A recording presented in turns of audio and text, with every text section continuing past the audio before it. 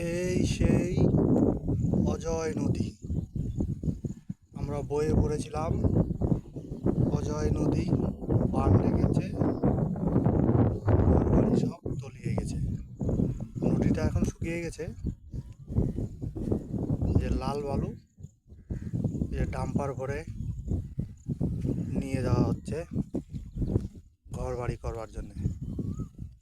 এই রাস্তা দিয়ে যায়।